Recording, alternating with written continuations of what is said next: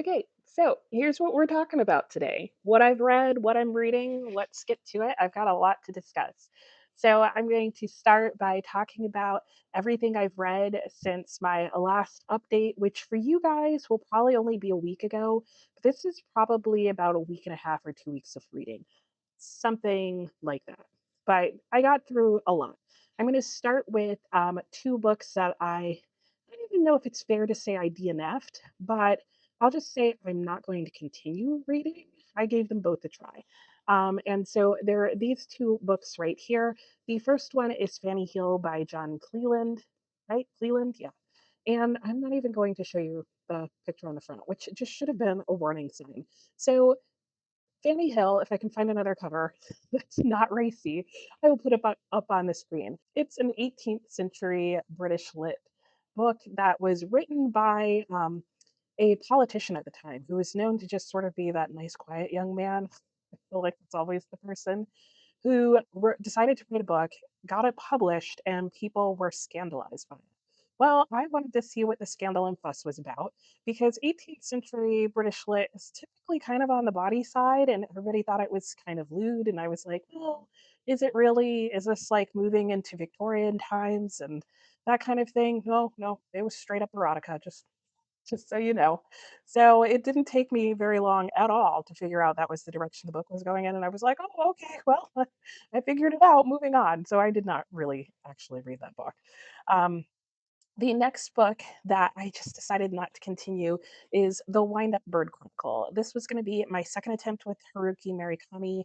The first book of his that I tried was 1Q84. I actually made it a decent way into that book before I just finally gave up because I was like, these characters are weird, the woman's weird, the book is weird, and then sexually the book started getting weirder. I was like, pass. And so I have heard from a lot of people that this is their favorite book of his. And it's just more of the same. By page 11, it was like, oh, no, I didn't need that phone call. Um, that was very similar to what was happening in here. And yeah, you could say that the guy was like not interested, but we still heard the whole phone call. And if you can't put two and two together as to what type of phone call it is good for you and just move on, as I did. So after all that, I also finished a couple of other books. And I should say that the order that I read these books in is not necessarily the order I'm going to talk to you about. But I am going to move into the books that I did finish, starting with book one in I think it's a 5 volume set of this Oz series, starting with the first book, which is The Wizard of Oz. And this is, I would say it's middle grade for sure. You could read it to children much younger than that, but if a kid was going to read it themselves, I would say you'd want them to comfortably be at middle school level. And this is a bind up of 3 books in the series. So the first book takes you to about there. And I did just listen to the first book. And in this case, I listened to it on audiobook. I actually have read through most of the first volume with my son quite a few years ago, but I really wanted to revisit the series because I was actually kind of enjoying it. So, book one, The Wonderful Wizard of Oz, this is the book that covers the story that most of us know with Dorothy and Toto and the Tin Man and the Lion and all the characters. And what is it about? Well, it is about a young girl named Dorothy who is from Kansas and she lives with her Aunt Em and her uncle in, sort of dry, humdrum, boring Kansas, just kind of living out her days and kind of passing time and not really doing much. Until one day, a twister comes along and turns everything upside down, potentially literally. And she suddenly finds that her and her little dog Toto are, as the famous line goes, not in Kansas anymore.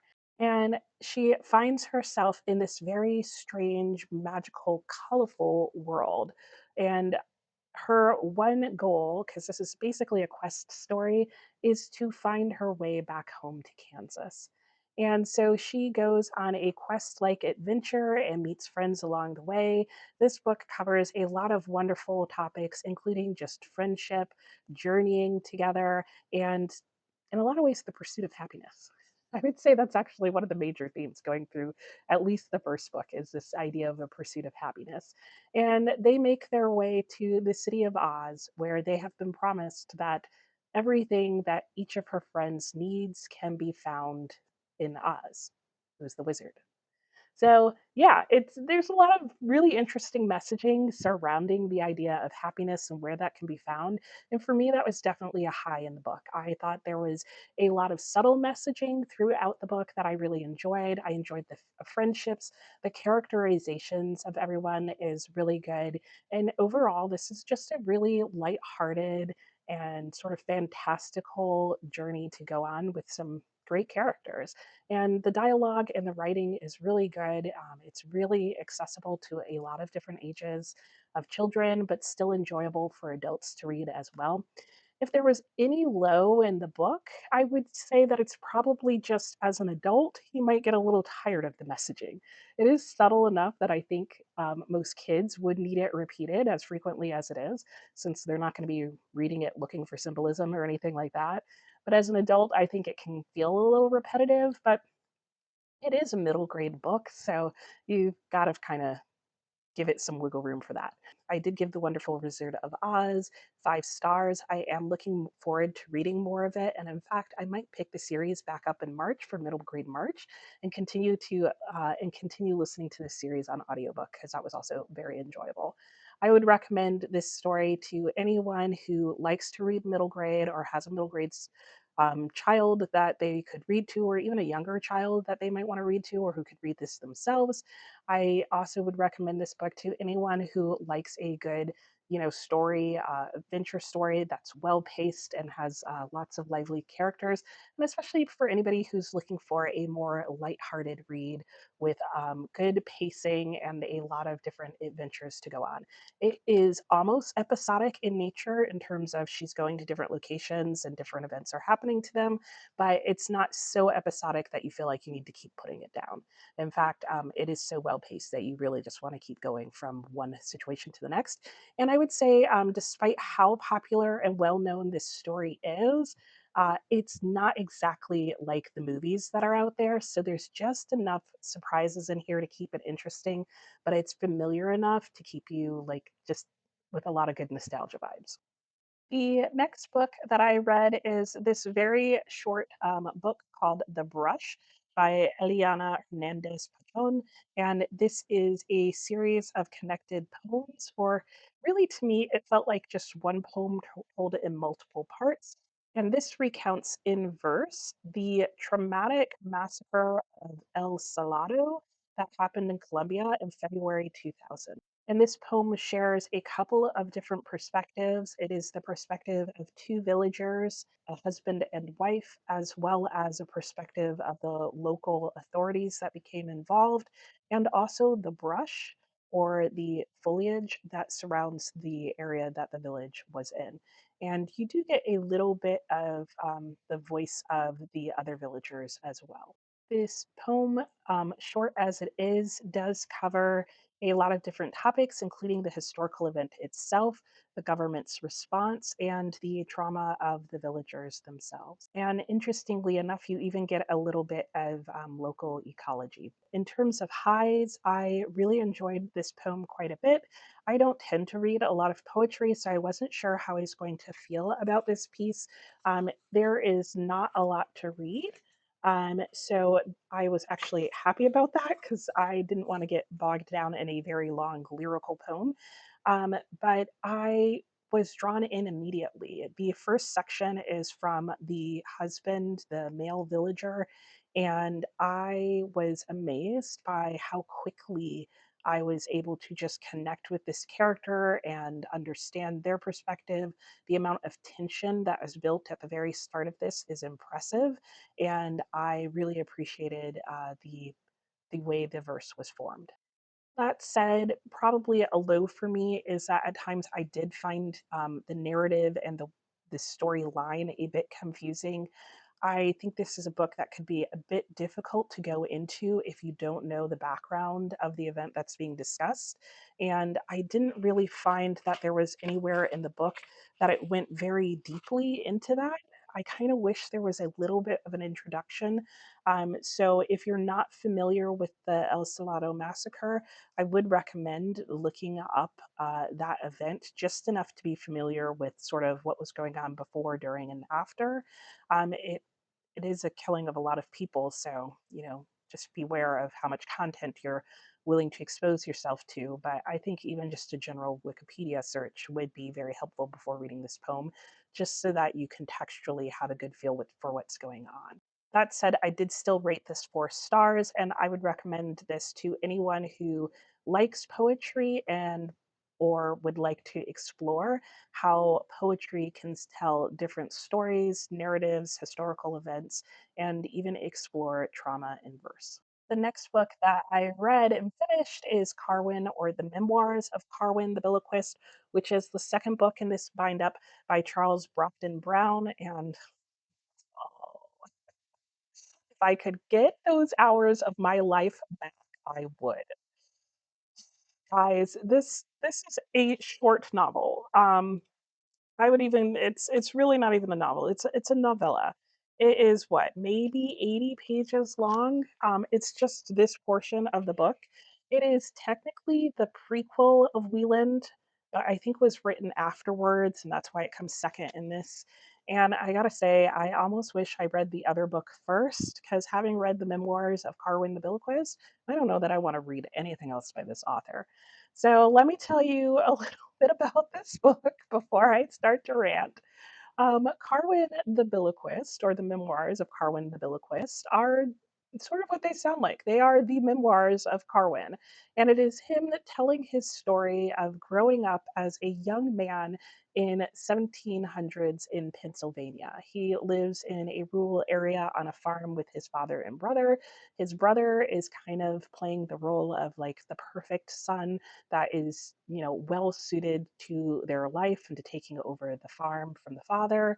And the father is sort of the widowed, curmudgeon, grumpy, angry man and sort of despotic father figure to Carwin. Carwin's the dreamer of the family. He just wants to grow up, kind of be left alone. He's not sure how he feels about the family business, and he'd like to read a lot more books. I can relate to that. The father cannot. This book is about living your desired life and, the search and quest for that, as well as covering topics of good versus evil in terms of having to make moral choices. And in addition to all of that, you also get some discussion of utopias and cults. Yep, cults. It goes to places I did not expect. I think there are moments where the author is really good at building tension and creating a scene where you're just like, oh my gosh, what is he going to do? He is excellent at creating conflicts and obstacles for Carwin to have to overcome, and you are bought in and you really want to know what's going to happen. That is one of the highs. The lows of this book. The author is horrible at resolving the conflicts and obstacles he created. And it's not that they're unresolved. They are. They're just they're more like dissolved. Like they're just resolved in the most unsatisfying manner. Like everything's kind of resolved as I decided not to do that. So no big deal. Or like I have to make this major decision in my life. Oh, something happened, so I didn't actually have to make the decision. What? So you get a lot of tension and a lot of buildup, and then you get diverted from the very like climactic moment that has been created for you, which is really frustrating, especially in a book that is about somebody who realizes that they have the ability not only to imitate other people's voices, but to throw their voice anywhere in a room, and that they need to decide whether to use this gift for good or evil and to reveal to other people whether or not they have this ability for potentially nefarious purposes.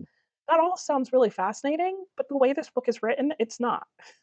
In fact, oddly enough, despite the fact that the book is called Memoirs of Carwin the Biloquist, very little of this book is actually about him being a biloquist or using that ability. In fact, we mostly just get told that he uses this ability, but we never get to see it. I really did not enjoy this book. I think it took me 3 days to read these 80 pages. And it's not because like the font is super tiny or because like it's written in a very confused fashion. It's not. Though his writing does remind me of Nathaniel Hawthorne. But I just I didn't enjoy it, sadly, because I really wanted to. And now I don't know if I'm going to read any more by this author. I may give the first book in here a try, because then Carwin walks into a town and messes with all the people there using his biloquism.